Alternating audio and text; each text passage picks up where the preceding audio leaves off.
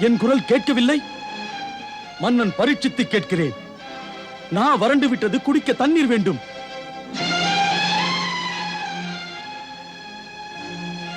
காது செவிடா, கவனக்குறைவா?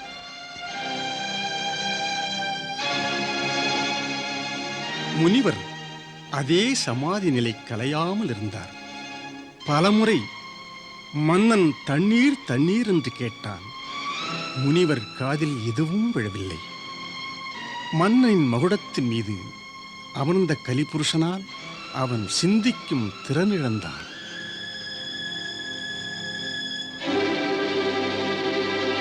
இவன் ஒரு வேஷக்காரன். ஜடாமுடி தரித்து இப்படி நாடகமாடி மாமுனிவர் என்று நம்ப வைக்கிறான். அரசனை வரவேற்றானா?